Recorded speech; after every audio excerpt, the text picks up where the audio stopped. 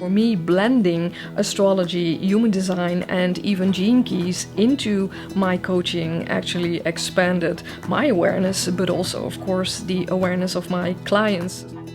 I've always been interested in all these broad perspectives. I think I've used every single mainstream tool in personal development and leadership development, and I can really see adding this new layer, which is human design. This is going to become the profiling tool for the future. Because this is so uniquely for you, and it goes so far beyond putting you in a certain box as most profiling instruments do.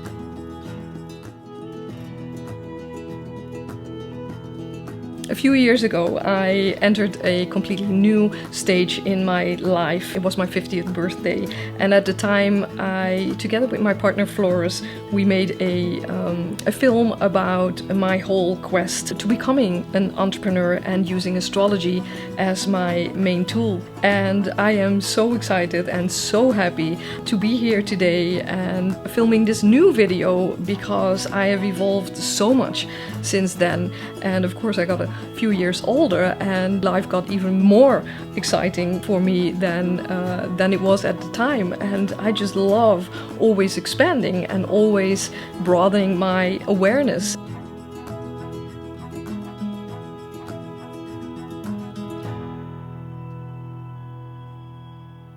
What I have noticed in the past few years is that human design gained a lot of popularity, and many people are working with human design these days. And what is always fascinating to see is that very quickly people catch on to the basic elements like your human design type, your strategy and your authority, how to make decisions, and where you are being conditioned. But for me, that is the top layer of human design. And while it's the most important layer, you only truly get it and only truly get yourself when you actually start diving into the deeper and to the deepest layers of human design. And that's why I started studying human design in the US, and I did a bit of a combination.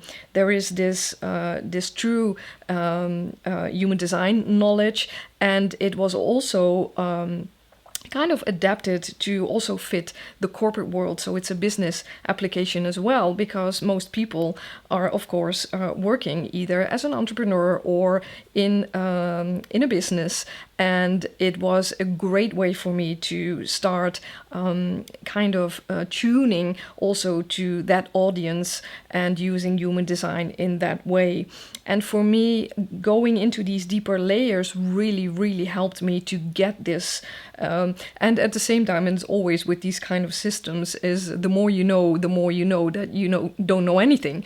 So this is the kind of information that you will be an eternal student of, and so will I. But in the past few years, deeply studying it, it was quite intense. I have to say, it's a lot to process.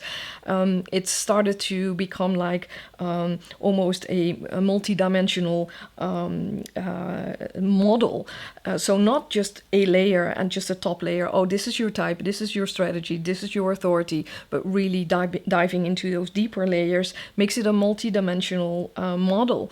And we are multi-dimensional, and it's so interesting then to connect these deeper layers to that top layer, so you actually really get it. For me, human design came as an addition whilst I was first completely immersed into the astrology perspective. And I really wanted to master that. And actually my human design, a very important part of my human design, is my innate motivation to truly master everything that I do. So I had this motivation to master astrology. That's why I've been studying that for more than 16, 17 years already. And because everybody can start play a tune on the piano, but I really want to play jazz music with everything I do. I want to be able to turn it upside down, inside out, use it as a Rubik's cube, put it back together, and also start improvising and playing with the material and combining it with my wisdom, the wisdom that I've gained over the years by just experiencing life, studying really hard in all kinds of personal and leadership development ways. And human design came naturally as a next step for me. It took actually more than 2.5 years before I really started to come out with human design. I've been using it with my clients for quite a while already, but I really wanted to experiment and see how this works. First, I had to go on this journey towards myself, and then I started incorporating it for my clients as an additional tool to everything I did already, using astrology and all kinds of other modalities that I use in my coaching. So for me, start using this perspective really broadened my horizon, and of course this is how it works. You can take your clients only as far as you are, and I just wanted to travel beyond what was known to me, and that's why I dove into human design, and it took me a while, but I really got grasped by it. Being brought up in a world where there's so many conditions and there's so many influences and there's so many should-isms, it's very hard to actually keep connecting to who you truly are. And what I started noticing is that people got themselves in a deeper way and really started to relax in, oh yes, I can just be myself. And I mean relaxation, calmness, having this almost this sense of inner peace. Not always, I'm not always inner peaceful myself, but I can relax so much more into being who I am. And I see that in my clients as well. It's almost that sigh of relief. Oh yes, this is what I am, this is who I am, this is what I have to offer, and everything else I can leave. I can leave and let other people do that, and I'm here to do what I am supposed to do and not what I'm not supposed to do. And it's not always that obvious for people. It's like a spider web, and that you're trying to untangle and weed out everything that is not you. I always embark on a journey with my clients. We step on the path, we never know where we are going to end up, and then we're just going to explore. And that's just a great way to approach this, because if you have expectations of outcome, you can never truly embrace what the road and the journey will give you. And that's why I love working with my clients, and I really see myself as a professional cheerleader, cheering them on all the way to self-realization. And that's what I love about my work. I love every single client, and most importantly, I started to love myself more. And I think this is very important in this current world where so many people are missing that inner sense of self-love. And I can now smile, smile even when I trip up or when I am distracted by some of the things that I am not and still I'm trying to be. But now I can smile and I can see, I'm human, I'm human. Yeah, I'm not a machine. We're not machines, we're humans, and we are meant to experience humanity. We are meant to live our lives. And yes, there are ways to discover a more easy path for you. And yeah, isn't that just, I just wish everybody would know about their design, because the world would be an entire different place.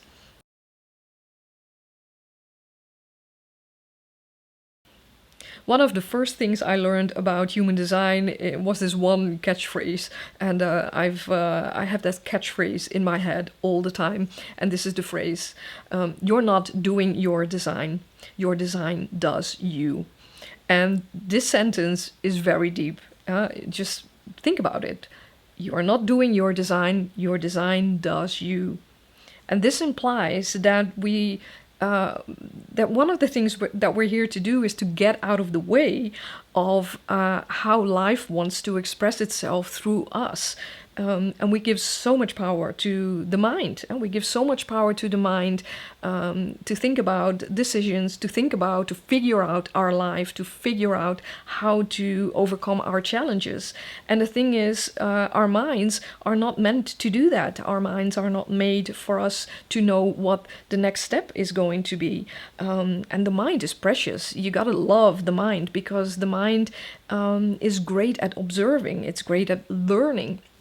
And what it really is, and this is a human design term, the mind is an external authority, meaning that my mind is not meant to figure out my own problems and challenges, but my mind is, I can use my mind as an external authority, helping other people to figure out their things, because I can really observe and I can really take in what I see and hear the other person say, and actually make sense of that and starting to figure out how to approach these challenges for them. And this leads them to deep realizations about themselves. And that is what the mind is for. So it's an external authority. It was never meant to be behind the steering wheel of our lives. In human design, we're saying this is about passenger consciousness, and the mind needs to be a passenger. And the vehicle runs itself. And if we can have life flow through us, and basically get out of our own way, and I mean the way of the mind, we actually lead lives that are correct for us, and that is very exciting. Leading a life that's correct for us. That if there is a goal, that will be the ultimate goal, and we could relax into that. So your design does you. I went through a full year of consultant certification at the Human Design School in the US, the BG5 Institute. And because that really took me through the whole process of not only figuring out individual designs, but also starting to figure out how this works in teams. So, and this was one of the most fascinating aspects I found, because if you have smaller or larger teams, you can, by design, really see, okay, this is where this team is leaking energy, and this is where maybe you have a team that does great things, has great ideas, makes great products, but somehow the overhead costs keep on being way too high. And you can really tell by letting the designs of all these people in the team blend together. You can really see, okay, this is what this team is really good at, this is what it's missing, and it really is very helpful and very eye-opening to see these aspects, because people have a tendency to reflect failure or things are not quite working out back to themselves. This is a flaw. I'm not, especially a leader of a team or a leader of a company. What am I doing wrong? So we reflect that back to ourselves. But in most cases, or actually that's what I found in all cases, it's a matter of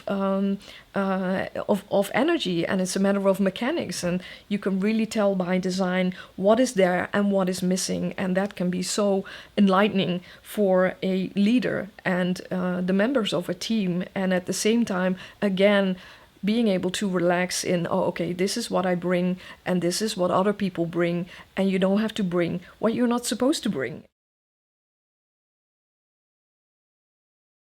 How to be prosperous by being you, and living a prosperous life, living a life of prosperity with being you, making money by being you. And of course, it's not my aim to really devote my work to, this is how you make money, but it really is a part of feeling successful, feeling that feeling of meaning and purpose if you are doing the right thing. And once I opened this wormhole of possibilities that human design gave me, I was absolutely amazed by the way that your design can actually tell you who you are supposed to work with. So these are like your ideal clients, and what your unique selling proposition is, your value proposition, what you have to offer, how people enter into your business, how you attract people, how you can market yourself, who you should be with, in which environment you will feel most meaningful and purposeful in work-wise. So that was something that is really exciting, and this is what I'm now using with my clients, who are mostly entrepreneurs, to really dive into their value proposition as an entrepreneur. I mean, and this is, you don't need all kinds of business coaching in that sense, because your design tells you exactly what you need to know, how to make your business prosperous, but also how to feel correct, being yourself, and also being successful in that way. And yeah, that for me is absolutely exciting, and it excites me every day even more.